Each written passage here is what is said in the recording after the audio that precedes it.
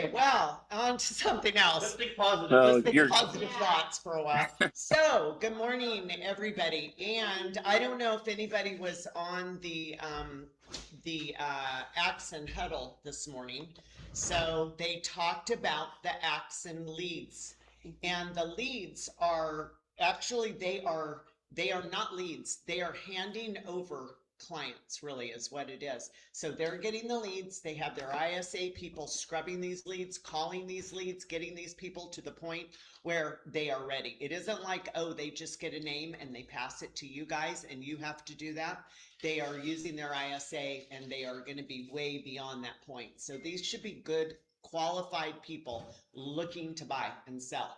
And so, but when they hand them over, so this one guy asked this morning, which was interesting. I know what he meant, but what he said was, what happens if we don't follow up with the leads?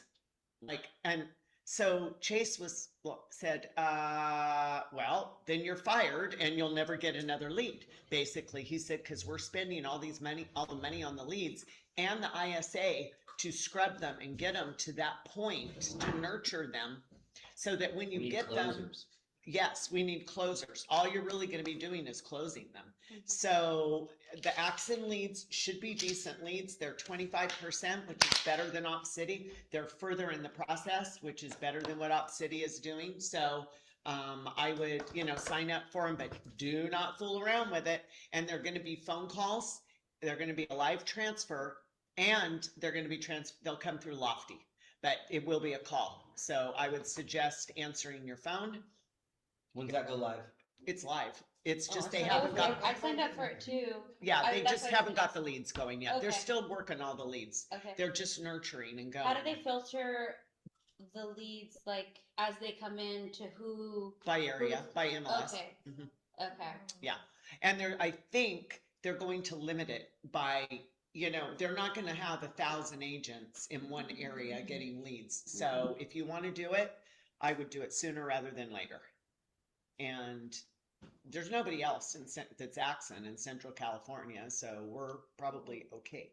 Okay. But, as it grows and adds, it's going to be something different. And why not? They're people you wouldn't have, and it's better than Op City, and they should be better leads, supposedly. So will they send, like how Op City sends through the app and you claim it, will it be something similar, or will they just call you? They're calling. From my understanding, they haven't fully, like, it's still development, but initially what the team's going to do is the ISA will call you.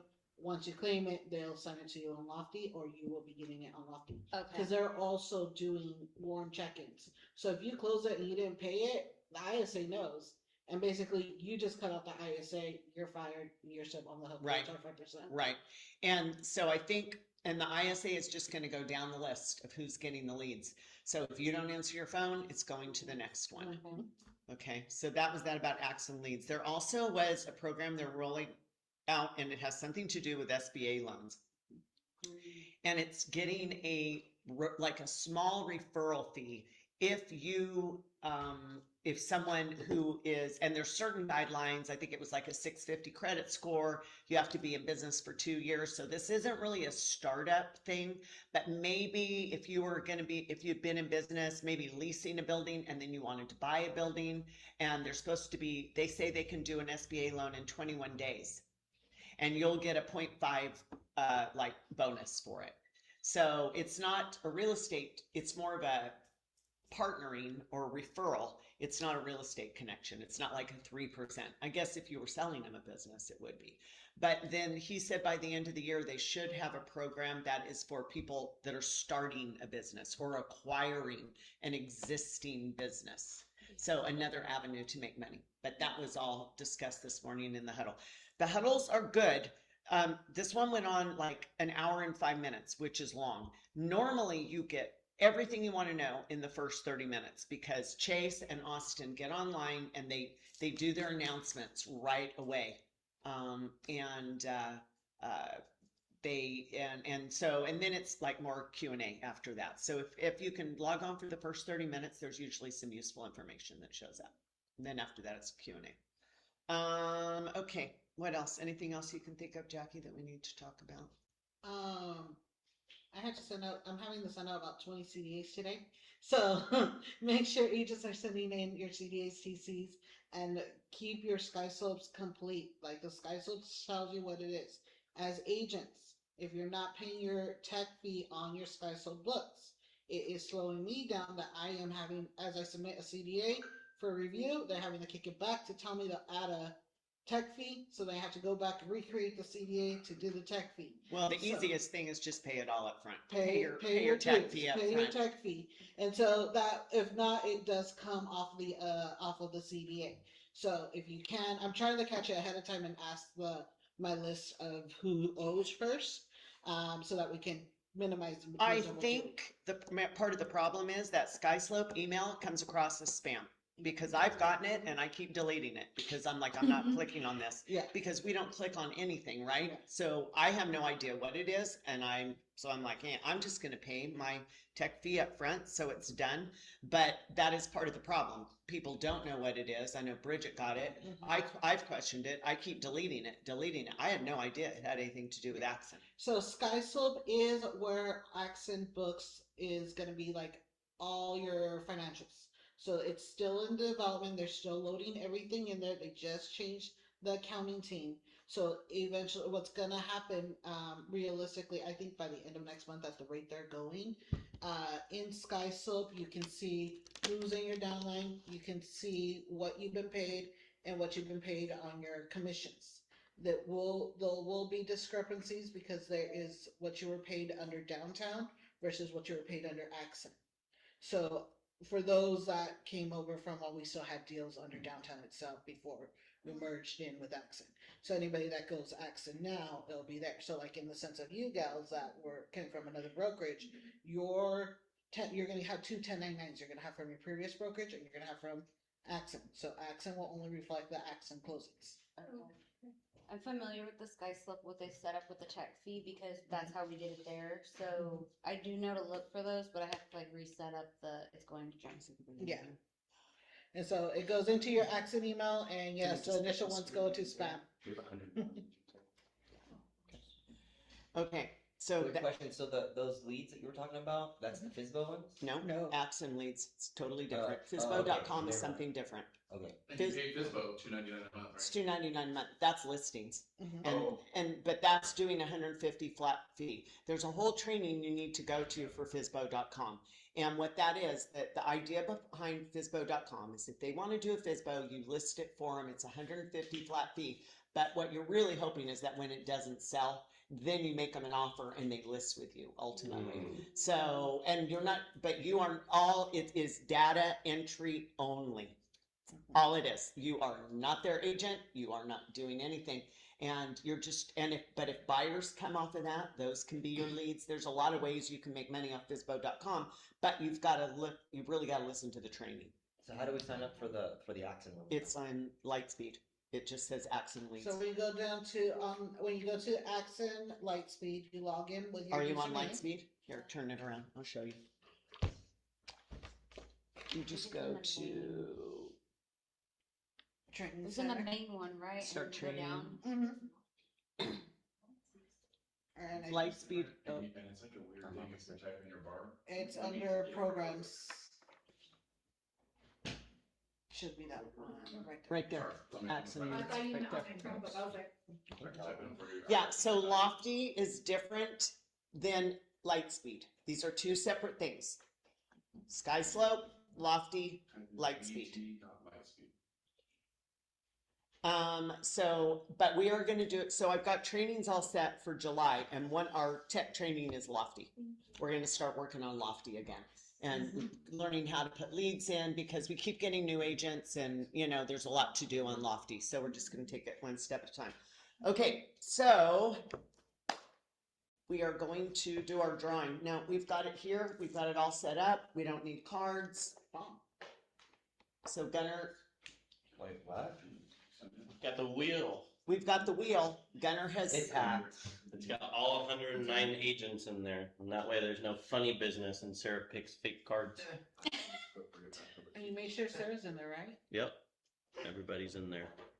Okay, so here we go. This was created because of Chris winning last week? Yeah, Yeah, we thought Chris rigged it. Yeah, I know, it's open. Javier can't draw there. Is it going? Yep. I see Yvette them. Yvette Sanchez. Yvette Sanchez is our winner. Is she here or is she not here? She rarely can because usually she's in class. No. Okay. We hit not here. Pot climbs up $20. All right. Here. Thank you. I didn't want to win right now. I want to wait for it to build a little bit. You're techie. Oh, 5 minutes to make it in the eye. Okay, so this morning we are going to talk about objection handling because we know that's a big part of the business, right? Is the objections. So we're going to talk about 6 objections, and then think about the ones. And I know we're not going to cover all of them, and however much time is left, think about what objections you guys hear in your day-to-day business, and then we'll try and brainstorm and come up with solutions or responses, right? Do I go down on this? So these There are we go. listening objections, right? For listening? For everything, Alright. everything. Probably easier to use the arrows. I can't see where is it? Oh, okay. Okay, so why objections happen, right? We think that when we have an objection, that's the end of the road, but it's not. If they're objecting, they're still involved in the conversation. They haven't cut you out. If they're saying nothing, they're trying to process, right? They're trying to get to where the answers that they want. It's not a no, it's a request for more information, and that's the mindset you have to have. It's not a no. It's just a request for more info. If they don't want to work with you, they wouldn't be objecting. They wouldn't bother. They just shut you down. We did cold calling yesterday. We did the cold calling clinic, and I need to brag a little bit because I was going to do it and I forgot. We had, how many people did we have, Sharice? We had about 8. They sat for, it was only going to be for an hour. They sat around a table, talk about being vulnerable, right? They sat around the table and did them one at a time, and everybody listened and critiqued. But everybody was so like, they embraced, everybody cheered and gave positive feedback. And out of 20 calls, we made about 10 connections. And I think I've got to see the numbers, 4 to 6 appointments. Yep. So anybody who says that the leads don't work, they do. You've got to know what to say. We followed a script. We tried to stick to the script, but an hour-long cold calling session turned into 2.5 hours because they were so fired up. Nobody wanted to leave. So there were some objections that came out of that, right? But if they push back, it's okay. They're still in the conversation. Everybody's had it, right? When you get an objection, what do you want to do? Shut down sometimes, right? And say nothing, say no, walk away. We're probably not going to get rid of that uncomfortable feeling until you feel confident with what to say back. And it's script and it's role playing and it's going through these things and on a regular basis. So it's a mindset shift. LAER framework. So this is it. L, listen. Let the client finish completely. Do not interrupt. Don't start formulating your reply halfway through their sentence. So listen to what they're saying. A, acknowledge. Show you heard them before you pivot. Listen, acknowledge what they're saying. That makes total sense. Or a lot of my clients feel this way. E, explore. Ask a question. See if you can get to the real concern, because typically there's going to be a real concern. And R, then, only then do you respond. So you got to be patient. Because what you want to do is go from L to R, right? It's normal. You want to go L, R. But you got to go listen, acknowledge, explore, respond. It's the biggest mistake. Don't go from L to R. Don't go right to your rebuttal. It feels efficient, but you're not digging enough. You got to ask more questions because we know, right? You got to ask questions. When you're listing appointment, you got to ask questions, ask questions. So when you hear the objections, if you ask enough questions, then you know how to respond. If you don't, you may not. You may come back with a response that is truly not even effective. Okay. Feel, felt, found. This is it's another tool in the respond part. I understand how you feel. Okay, so there's feel. Other clients have felt the same way. Here's what they found. You're not arguing with the client. You're just showing them a path someone else took. Instead of saying, no, that's not right, right? You're coming back with, well, I had a client, this is how they felt. So make sure you go from the LAER framework and then feel, felt, found.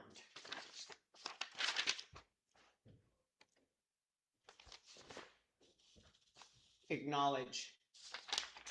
Okay, so let's go on to the objections. I've got 6 of them. So as you guys think about them, once we get through these, if you have others, please, let's go over them. Objection number 1. I want to think about it. You've heard that, right? We've all had that one. So acknowledge would be something like, oh, that's totally fair. This is a big decision. What else could you say for acknowledge? What would you say, Chris? Yeah, it's a big decision. I think you want to be sure before Right. you take this step. So Right. And then explore. When you say you want to think about it, what specifically would you like more clarity on? Right. So then you're asking them, what do you want more clarification on? The price, the timing, is it something else? And then the response, let's talk through wherever that is right now. What's the biggest question on your mind? So then you're responding, you're honestly just responding to their questions. Does anybody else have a different response or a different objection handler to that one? I want to think about it. What do you have, Jared? Depending on the context, listing or buyer, I may learn something here today. Maybe I need to be a little bit more nicer because I know, oh, I totally understand. My objective is, hey, there is a cost for waiting. Sometimes you may get more competition when listing, and then if the stats are good, hey, it's a hot market right now, and that's the current right now.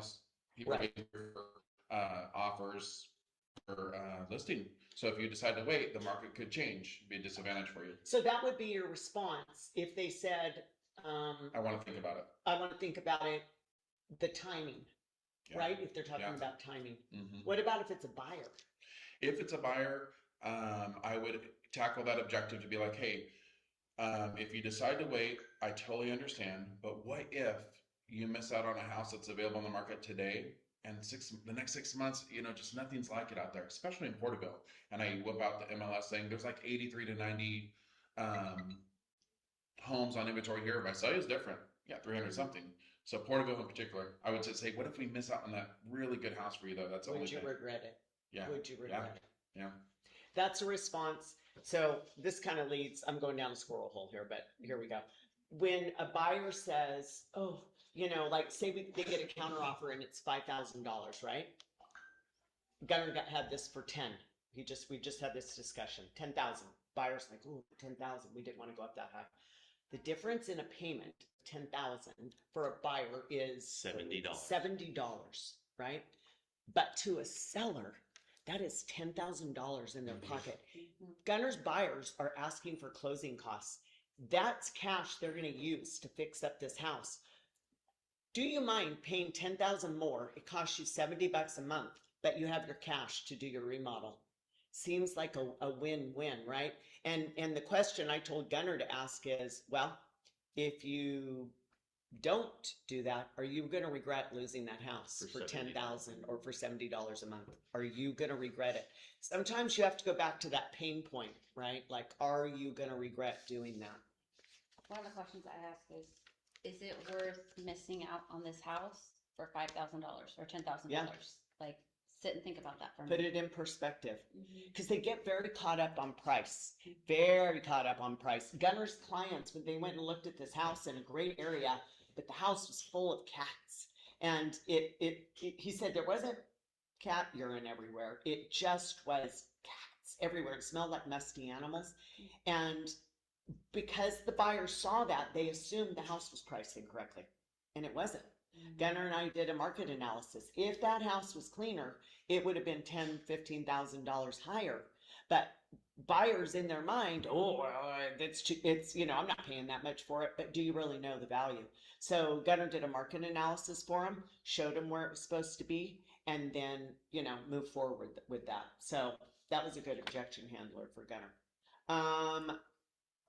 Any other questions or comments about that one? I want to think about it. Anybody online have anything they want to say? Any ideas? No? I think it's very smart to always bring it back to the monthly payment.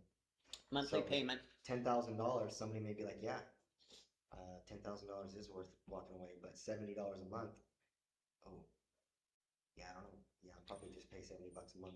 Don't you think, Chris, that a seller will walk away from 10 grand where a buyer maybe not, as long as they qualify, right? A buyer, it's $70. And I always tell that to my buyers when we're getting counter offers back. They're like, 5,000? Seriously? They're countering for 5? I'm like, well, that's 5,000 in their pocket and it's $35 to you. So the perspective Yeah.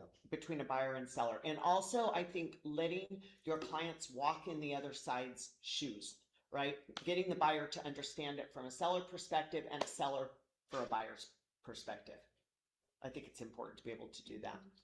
I do also take into context, or I guess I would say into consideration the time of day and the heat, because at the end of the day, people are tired and not thinking straight, and so sometimes it's sleep on it and call me at 8:30 tomorrow morning. Yeah, it's a good idea. Give me a decision then, because you're fresh, you've thought about it, you're processing it differently. Yep. You may be hungry, you may be dealing with kids trying to feed and coordinate sports schedules or whatever, and their brain is scattered. Yep. So I do offer that to a lot of my clients. I think that's Depending wise. on context is, End of the day, we're cranky. yes, exactly. Maybe not make big decisions at the end of the day when we're cranky. Yeah. If I know my clients are certain ways, I'm like, call me in the morning. Yeah. Unless they're not morning people. If they stay up till 1 o'clock, you might want to catch them in the Yeah. evening and don't call them first thing in the morning because maybe that's when they're cranky. Yeah. Right? Okay. Objection number 2. Oh, this is a good one. Your commission is too high. So they acknowledge, I get that. Commission is real money and you should ask about it. Like, don't shame them into asking. It's okay. Explore. Can I ask what you're comparing it to? Another agent's rate or what you'd save doing it yourself? And then the response is, let's look at what that commission actually buys you. Pricing strategy, marketing reach, negotiation, and protecting you legally through the closing. My average client nets more at closing than they would cutting that corner. Want me to walk you through the math? And there are stats. When people do it for sale by owner, they typically make, because look, buyers know when they're going to a for sale by owner that there is no agent involved, so they offer less. They know the seller's not paying commission. Anybody else have any responses, any to that objection? Nobody ever tells me that. Chris doesn't get told that. Why don't they tell you that, Chris, when you're doing a Because listing? he's worth every penny. Well, if you show your worth in the beginning. I think right out when it comes to that, most of the time I don't ever even talk about commission until That should be the we're last. signing. Yep. And then at the very end, I always tell them normal in this area is 2.5 or 3, so I'm gonna hook you up with the 2.5. If I bring the buyer, I'll drop it another 0.5%. And they're usually good. Never had anybody bite back on that. You know how when you buy a car and you go in and then they want you, what do they want you to do? Because you're looking at the car, right? And then they want you to drive the car. So you fall in love with it. I think the listing presentation is almost the same, right? They want you to fall in love with the process, with the marketing, with here's my listing presentation. And then they put you in that little room and make you do that weird that 4 thing where price, interest, all that. But I think it's the same thing with the listing. Like, don't even talk about your commission until the end, because that's not the thing you should lead with. and it's almost an assumption, right? Like, hey, this is what I do. There you go. And if you, with today's tech, you go into a listing appointment and show off some of this tech. Like every one of my listing appointments moving forward, I have that Kubi Casa. Have you guys seen it? Yeah. So literally, as I'm going through the house, I'm gonna scan it as I'm going through, and they're gonna ask me, "What are you doing?" or "What are you doing that for?" Oh, this is it. This is gonna give a 3D rendering, and it's gonna give me your floor plan for marketing stuff. Right. You do that, and it also goes onto the personal website that I'm building for you for free on Lofty. What's that called, Chris? That app? Kubi Casa. And how much? Cubicasa. Cubicasa. Yeah. And it's an app. And how much does that cost? It's $15 for a floor plan, and then you can pay like 60 something dollars. I just spent like 180 doing like everything that they offer, and it's not worth it. Oh, okay. So it's per listing though. It's per listing. It's not a monthly fee. It's as you use it. Correct. That's kind of cool. So you can have So it. the coolest thing on it was the floor plan. Like it does the whole floor plan for you, and it was creepy accurate. Yeah. Freaky accurate. Yeah. I was like, what the heck? That Is is it like good. a Matterport type of thing, or is it like a video? You do it on your phone, No, right? no, yeah, you do it on your phone, and it Interesting. maps everything Yeah. as you're going, and so it just gets it, like, it puts the windows where they're supposed to be, double doors or regular doors, or like this house I did it on, there was like a 8-inch, like part of the house was like kind of went in 8 inches and then went the rest of the way. It caught that somehow. I don't even know how. So it was really impressive. And then you can spend like $60 and get a little bit more. I think you can get like the interactive tour, where basically it takes your whole house and then you upload the pictures, your own professional pictures that you already have, and then like people can look at the floor plan, and then you can click on the kitchen, and it will take you to your kitchen picture. So it's like an interactive kind of thing. It's You cool. do a couple of that. Tell them you're doing a whole. You create a whole web page specifically for their house, and you have a whole marketing. They're suite. wowed by that. They're gonna be wowed by all that stuff. And then at the end, you let them know you're giving them a little discount at TuneApp if you do that. I do that, but Even if whatever. you don't, Even I if you mean, don't, if you go with the 3, just say it confidently. Yeah. Like, don't sheepishly tell them what your commission is, right? I mean, but you don't need to ram it down their throat either. You just, in the I don't same even let them tone. respond. Yeah, in the same tone, I'll just say, yeah, this is what I charge commission-wise, blah, blah, blah, blah, blah. You know, they know. And on you go. Like, I don't even, like, is that okay? No, we don't say, is that okay? We just go Is that forward. doable for you? Yeah. Or is that too much? Yeah. Is that too much? commission? CRMLS also has Casa. Oh, they do. I've used it under that. Yes, I've never paid for it separately, but I've used it under CRMLS. Oh, that's The cool. Oh, one it's that I'm in. included. Mm-hmm. Oh, nice. I think on the commission one, if they say another agent is willing to do it for lower, that's a much easier one, because you can tell them, well, if they can't even negotiate their commission, how are they going to negotiate the best deal for you? That's a great response. Yeah, because they can't even 'Cause at the end negotiate. of Yeah. the day, I mean, even if I showed you a better plan and you netted the same amount of money, you probably still wouldn't be interested just because the commission's higher, right? Cool. No. Yeah, if I can get $10,000 more for you, and the difference in commission is 2, Mm-hmm. you know, or Tell 'em, 3. people that come in super low on their commissions are usually agents that are starving and don't do business, and Right. they're trying It to should be a red do flag. everything that they can. I'm comfortable. Is that person? You know, based on my stats, I'm probably gonna sell it for higher than whatever Yep. the difference is between our commission is, anyways. Yeah, perfect. I ask them too with them, like if they say that, what's the marketing plan that they discuss with you? Yeah, I put them on the spot and I'll ask them, what are they going to do? That's good. That's a And good one. a lot of times I don't know, actually. We didn't talk about that. And I'm Yeah. like, okay, well, let's talk about what I can Just do that for they're you. going to do it for cheaper. Yeah. yeah. Yeah, but what comes with that? Exactly. Because Yeah, well, cheaper means you know, they take there's those, things that come they with that. take those really good pictures with their phone Yeah. and the toilet seat up. Yes. They're in the photo of the bathroom. There's some marketing going on there. The sky. I think those are all great because commission, we've all heard that one. Commission, commission, commission, right? Okay, the next one. I think I'll just sell it myself. They want to do a FISBO, right? Acknowledge. A lot of sellers consider that. Saving the commission is appealing. Explore what's drawing you to selling it yourself. Is it the cost? Or do you feel like you already know how to manage the process? That's a good one. Like, okay, what do you know? Like, oh, and you have access to all your disclosures and you, right? You could ask them that. Here, and then the response is, here's what I've seen. Homes sold without an agent typically sell for less. They do. Takes longer. Even after accounting for commission, I'd rather show you the numbers for your specific home than ask you to take my word for it. Can I run a quick comparison?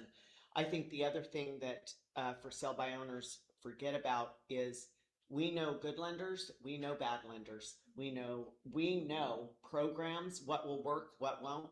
They have no idea what they're doing for sell by owner. They truly don't.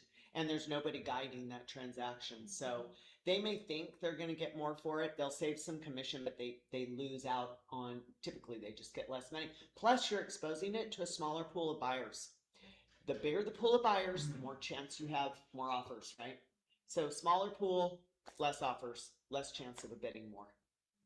What else? And even if you're sell by owner, the chances are you're still going to pay a buyer's agent, or Yeah. you're not going to sell it at all. Nobody's going to. All buyers have a free agent. Yep. And they're going Why would they go Yep. directly to you? I mean, it just doesn't even make sense. And the other thing too is when I represented buyers for sell by owner, and I just think I took them to the cleaners, the seller. Yeah. You know, I just ran circles on them, and buyers came out. Yeah. That is winning. such a good point. What Jared just said. When he represents a buyer in a for sale by in a FSBO, he is totally representing the buyer. And the seller, it's good luck to you, right? Because there's nobody representing them. And Jared takes advantage of his knowledge and how things go. And you tell that person considering doing the for sale by owner that you take the other people to the house, right? You tell them that? The seller? Yeah. No, I represent the buyer side. No. When you're at a listing appointment, they're telling you what they want to do. I think I mentioned it once. Maybe I should mention it more. Yeah. I would. Yeah, I've had some too advantageous big time deals where. Yeah, I'm working hard for my buyer, as will that agent. You are unrepresented, Mr. Seller. Nobody's working for you. And I don't know if this is. I mean, tell me your thoughts on this. I like to tell them, you know, that for sale by owners, like, hey, look, I know you may be listing yourself, but I believe you're still held to a disclosure standard. So who's going to be covering your disclosures? Because you can get in a lot of legal trouble, and I'm an expert on that. So. Yeah. I bring up the liability of the disclosures and what they're opening themselves up to as well. How about the safety issues if you have a family of letting anybody, whether you know whether they're qualified or not, to come walking through your house? I mean, if you have a family, do you really want to just let somebody come through? If they're not represented, are you going to let them walk through your house? I'd be hesitant to do that. And when you know that they're thinking about doing that, hit them with information that's going to overwhelm them to make them feel like, oh fuck, I don't want to mess with that. Yeah. So I would tell them, okay, yeah, well, this is my fee. This is what I'll do if I represent you. This is what I would do if I represented you. These are the things that I would do, you know. And then talking through all the marketing stuff that they're not going to have a freaking clue about, all the relationships and pushing it out to all the realtors. Being able to vet those buyers when a buyer comes in. I'm not just showing you a net sheet because, you know, if you get an offer from somebody, it could be no good. It could be good. It could drag out a month and a half and then cancel on you because the buyer wasn't. Well, a lot of things can happen. I'm gonna give you a profile on the buyer, the lender, the agent, along with the net sheet. So I'm showing you the risk and, you know, blah blah blah blah blah. If you give them a whole bunch of information that you know that they don't know, they feel overwhelmed. Like with the lender, I'm gonna vet the prequal. Is it, you know, an automated approval, or is it a DU approval, or is it manual underwrite? You start throwing terminology that you know that they're not gonna know. They're gonna be like, oh fuck, this is not my wheelhouse. Yeah. And this person knows what they're talking about. Yep. Anybody else have any other objections for? I'm gonna sell it myself. Okay. I'm already working with another agent. Oof. Good to know. Sounds like you're already started the process. Explore. Are you under a signed agreement with them or just talking, right? I mean, that's the question. Have you signed? Have you not? If it's not a signed agreement, no problem at all. There's no objection until obligation until you sign something. I'd love to send you a quick comparison of my approach so we have it when you have it when you're deciding. If they have signed, totally respect that. When your agreement is up, I'd love the chance to talk. Mind if I check back in then? That's about it, as much as you can do, right? I mean, I'm already working with another agent. When we were doing cold calls yesterday, some of them said, I already bought a property. Well, and so the next on the script was, oh, really? Where did you buy? And then if they were lying, right? Because dead silence, like crickets. They didn't know what to say. Some of them hung up. Yeah. Like hung up, like, oh, end of conversation, whoop, hang up. Some of them did like say, oh, we bought here, but it's amazing how many agents do not follow back up with leads and clients, and these clients become orphans because the conversation, a lot of it was, oh yeah, they were supposed to do something, but then I never heard from them again.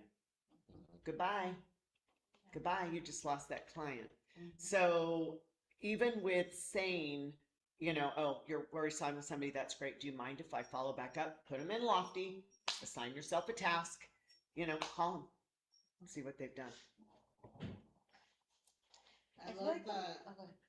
I love the fact that nowhere in those responses does it make you ask who the agent is. No, I was just And gonna. I think when you ask who the agent is, it makes you like. There's an objection handler that we have, and it says, "Oh, I'm already working with another agent." It goes, "Oh, yeah, that's great. I just don't really want to offend you. The other agent, it's not your mom, is it?" And then they go, "Well, no." And then they go, "Okay, well, I mean, well, you wouldn't be against maybe getting a second opinion, even checking it out and interviewing another agent." Yeah, that's a good one. It's a pattern interrupt. You want to make no, it's not my mom. Did you care? Are you gonna hurt their feelings? Because then once you know it's someone you like, then it's like, oh shoot. Then you step yourself back, but at the same time, if that agent had already been doing their job, these people wouldn't have been taking your call to begin with, or calling you. So at times, it's like that helps you keep from having that internal guilt. Yeah. I feel like the biggest thing that I run into is a lot of buyers don't know if they've or don't remember if they've signed something or not. They have no idea what they've signed. I know. And so I was like, if you have anything, send it to me. Let me look at it. The best way is to get eyes on it because they don't know half the time, or they're like, oh, I signed something, but they thought it was just one property, but it's actually a representation contract for 2 months. And the biggest problem with that representation contract is that nobody's policing it. It's like the Wild West with that. Buyers don't know what they signed. Nobody, they're not being enforced. I've never heard of one being enforced, ever. Nobody enforces, right? Because who's going to? Because if a buyer buys with another agent, it's not agent to agent, it's agent to client. You'd have to sue the client. Yeah. Nobody will do that. It's not agent to agent. Agents will go after each other all day long. They will. But agent to client, it's probably not going to happen. Yeah, that's bad news. I've had a title company ask for a copy of it before, and then a TC did too. And I don't know why they're asking for that. When they first came out with it, I got the They same were. thing. And what I was told from my old broker was they can get that. I think it was like the last page that says, because there was a summary on that page that had the names, the percent, and all of that, but they didn't need the rest of it. So we would only send that one page, but that only happened like once or twice. And then they changed it again. Yeah. Stupidest form on the face of the earth. Yeah. Seriously. Stupidest form ever. Which one? The BRB. BRB. Because then people think they own their clients. That's the funniest thing. Because what's my big thing I always say? We don't own our clients, we earn them. And I have never once had a buyer sign a buyer broker agreement ever in 26 years. Never. I felt like I do a good job for my clients and they use me because they want to. Never have I ever. I mean, now I know we have to, but before I never did. Only because I was forced to. I just felt like. And what do people think that's going to do? Oh, you have a contract right here. You're going to pay me. And That's like, that's right? yeah, I'm not paying you, right? No, for sure. I want to wait for rates to come down. So this is a buyer objection. And you would say that's a really common instinct right now. Is the rate itself the main concern, or is it more about the monthly payment overall? That's a brilliant question to ask, right? Is it payment or is it rate?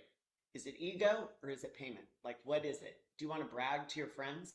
Well, if you want to wait and brag to your friends for 3%, might as well wait until monkeys fly out of your butt, because we ain't getting back to a 3% for a long time. I don't think, if you're not in my lifetime, maybe not in yours, I don't If know. you buy it down cheap enough. You can buy it down, right?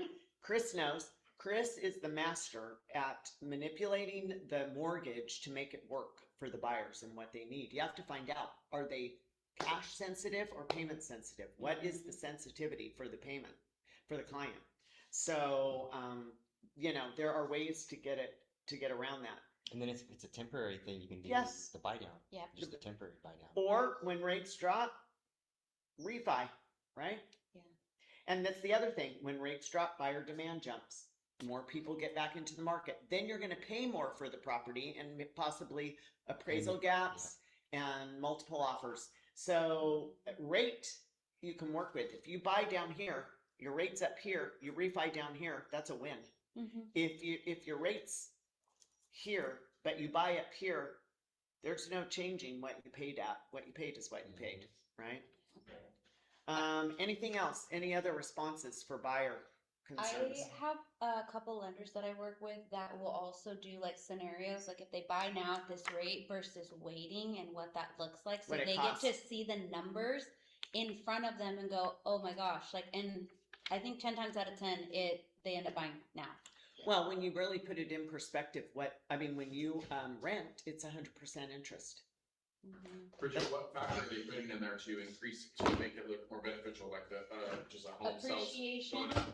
They use the appreciation on it, and they'll usually do like a 1 year.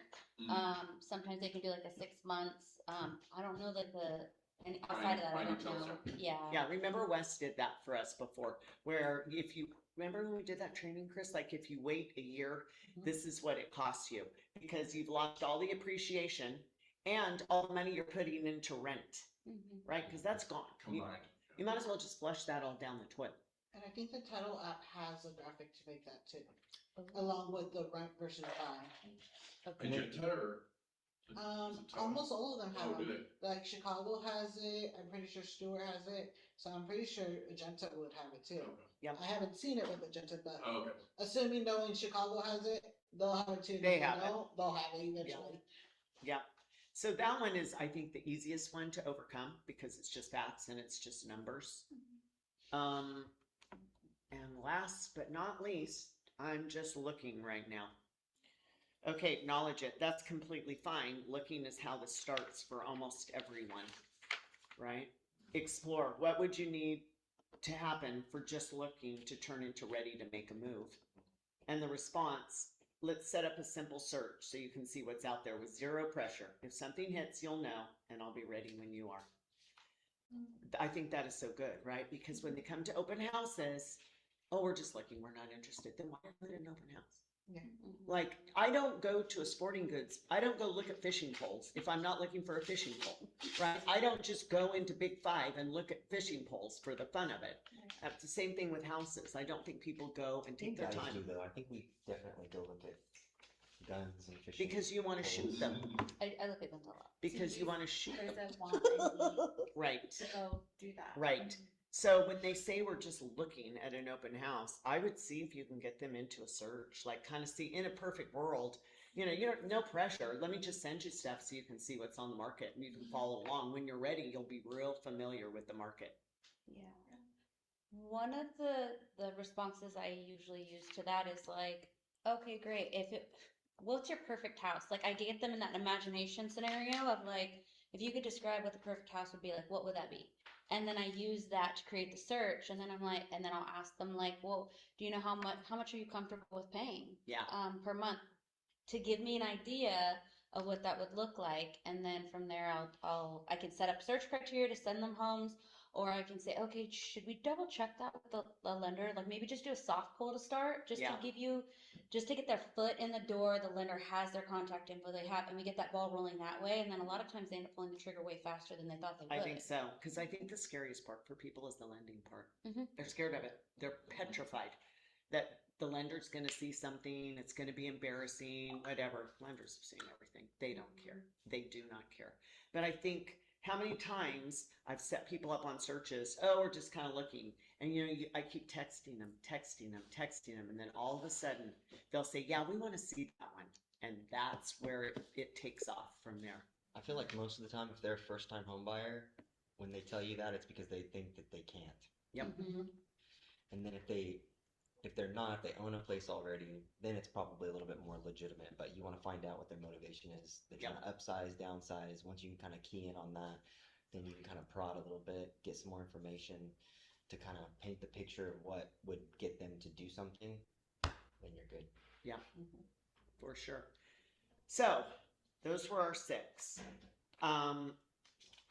We just got to remember an objection isn't a no. Do the LAER and then go from there with it, right? Does anybody else have any objections they want to talk about that they need help with? have one. I have one. If you can hear me, I have one. Yep, we can hear you. I'm driving, but renters and some of these just generation, the newer generation, they don't want to own, but they ask a lot of questions. Why should I own? I don't have to worry about anything. My landlord pays for everything. Well, that is true. And the pride of ownership. You're paying the landlord to take care of it. Yeah. Yeah, and the pride of ownership from the newer generation is different. I think that's probably not this area. Probably maybe like LA Yeah, or they just can't afford. Where they can't Yeah, the afford a bigger lot. cities maybe. Yeah. bigger Yeah. cities. I've never heard anybody say that around here. Yeah. Yeah, Most of I've it is- had it. Well, I've I've heard had it. older people. No, I have heard older people that just decide they want to rent after they've owned a home for a while. Like my one gal that sold her house on Cheryl, she was like, I just don't want the responsibility of a home anymore. She's 80 some years old. She already got her equity in her home. She sold it. She was a home owner, right? So there was, What'd she do after? well, she was going to rent, and then she decided she just moved in with her daughter. And she was comfortable with that. But she was going back and forth between renting and that. And only because she didn't want the maintenance of the house anymore. Yeah. But you got to be careful. I mean, not all landlords are going to take care of the house, right? Well, and not only that, but if you're talking about that situation, reverse mortgage, baby. Yeah. You still have to maintain the house, though. Yeah, but you have the money to do it. If Yeah, you you get do. money every single You month, do. it's not That's a good point. If you get an older person who maybe doesn't have the money anymore, like Chris said, do a reverse mortgage with them. It's perfect. And talking about reverse mortgages, if they are in too big of a house and they need to downsize, you can list their house, sell them the other house, and then you can do a reverse mortgage on that smaller house if they've got equity in it. So you make a listing, a sale, and and they're getting a reverse mortgage. Yeah. I think too for the younger generation, if you're in front of them, looking at how they're dressed, observing what kind of car are they driving, different things like that, and tying that back into rent is 100%. Do you want to just open the trash can and drop your money in because that's what you're doing, or do you want to pay yourself back at some point because this is an investment in your future if you decide to have kids, grandkids, all of that. So tying it into like what they have and making it more of like a realistic thought of like, oh my gosh, I'm actively throwing money away that I'm never going to get back. I can't get that. And then maybe on top of that, calculating, okay, what's your monthly rent? Is it $1,500 a month? Okay, let's multiply that times 12. Let's do that by 3 years. This is how much you just threw away or that you're throwing away. And this is the other thing that you can do too, is real estate's the only investment that I'm aware of that so if you put your money in the bank or a CD or a savings account that's going to get some 1 or 2% interest, right? It's only on what you put in there. But if you put $20,000 down payment on a $400,000 house, you're going to get your interest on that you're getting on that is your appreciation, right? Yeah. So your appreciation is not on the $20,000 that you just put down. It's on the total sum of $400,000. Yeah, that's So you're going to be making $20,000 in the bank, you're gonna make maybe 1, 2, 3% in a CD or something like that on just that 20. Or if you can put it into a house, you're gonna make whatever the appreciation is for that year, which is typically anywhere from 2 to 7%, or more or less, per year on the 400 that you leveraged that 20,000 to buy. And then each year that number increases, so then It's the total compounding. increases. It's a compound. Right, and people think that if once they own a house, their money's tied up. It isn't. It is. I mean, you can do HELOCs. There's lots of things that you can How do. many people do you know that you sold them a house and 5 years later they've got like $90,000 in equity That's great. all day? Awesome. Mhm. Real, yeah. Any other objections that we can brainstorm, mastermind with? Just a comment of the old famous Dave Ramsey that they don't make any more real estate. So That's right. That's right. Dave Ramsey. land is king. I don't agree with him 100%, I but don't either, but there are some things. Volcanoes do. They make no, they do make more real estate. So, Well, so kinda. we covered this book before. That's funny. So, do you remember when we covered this book, Chris? Exactly what to say. This is a good book. I don't remember that one. Yep. Remember, we went through and it talks about what to say to people for real estate agents. This is it's a great little book, and it's kind of objection handlers let me here. have it. Chris wants to Oh, read it. This is mine now. Yeah, I gave it to Chris. Chris has a new book. He got a gift. So, yeah, I think we have some at the office too, and we may go over that. But any objections that you guys come up against on our Wednesday meetings, bring them up. Bring them up, because that is such good hands-on mastermind. Bring them up, make a note, put it in downtown in the note, or text it to me, and I'll be sure and bring them up at the training. If you guys have any ideas for trainings, I'm open to that. I love the ideas. I've got July pretty much booked out. We're going to have a gal come and talk to us about mold and remediation. Oh, She's going to come and do all that, speaking with us. So I've got July pretty much planned out. But if you have any ideas, I want to have the 1031 gal come back and talk about 1031 tax exchanges again, because that's something we all need to understand. You don't need to be an expert, but you need to have a general idea, because if you are handling a 1031, you got to know the rules and how to do it, and the timeline. So that's important. Anything else? Jackie, anything? You got anything? Not that I can think of. No? Jackie? One question or perspective.